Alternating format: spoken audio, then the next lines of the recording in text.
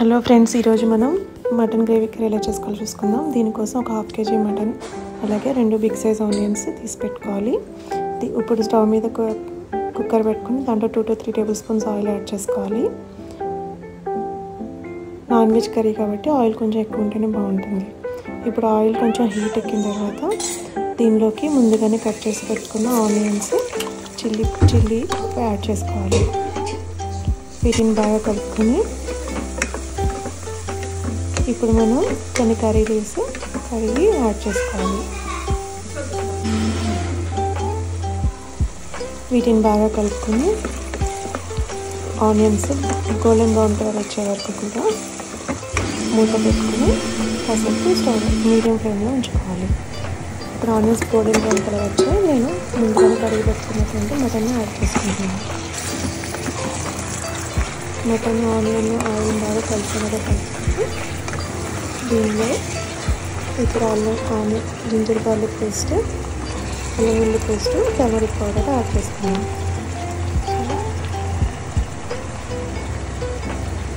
2 teaspoons ginger garlic paste add చేసుకోండి. అలానే 2 teaspoons turmeric powder add చేసుకొని బాగా కలుపుకోవాలి. 3 కలిసేలాగా బాగా కలుపుకొని కాసేపు మూత పెట్టి కవర్ చేసుకోవాలి. ఇప్పుడే మనం సాల్ట్ యాడ్ చేసుకోకూడదు. సాల్ట్ యాడ్ చేసుకుంటే దాంట్లో ఉన్న వాటింతా బయటకు వచ్చి మటన్ టేస్ట్ బాగోదంతా. సో ఇలాగా first onions, ginger garlic paste, turmeric powder వేసుకొని బాగా కలుపుకొని మూత పెట్టుకొని ఒక 2 minutes పాటు మగ్గనివ్వాలి.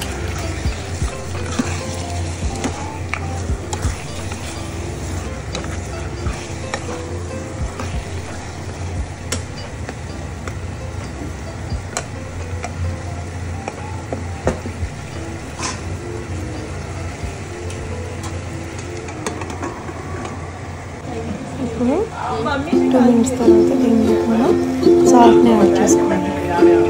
ఇక్కడ నేను 2 tablespoons సాల్ట్ యాడ్ చేసుకున్నాను. మీరు మీ టేస్ట్ తగ్గట్టు సాల్ట్ని యాడ్ చేసుకోండి. ఈ సాల్ట్ కలిసేలాగా బాగా కలుపుకొని కాసేపు మళ్ళీ మూత పెట్టుకుని మగ్గనివ్వాలి.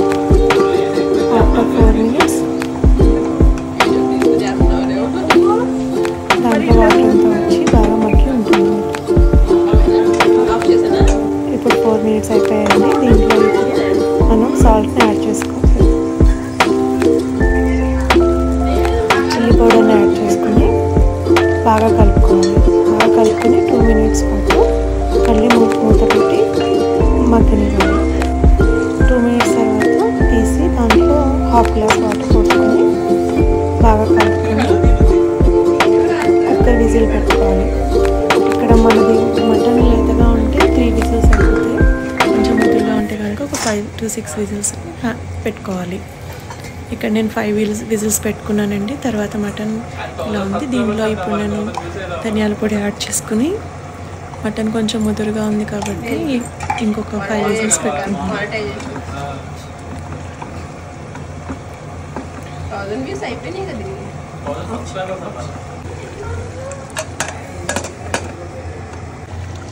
సో 5 whistles తర్వాత మటన్ బాగా ఉడికిపోయింది.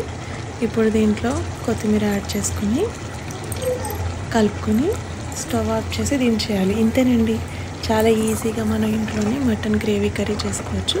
దీన్ని అన్నం, బగారా రైస్, పుల్కా దేంట్లో అయినా తినచ్చు. చాలా బాగుంటుంది.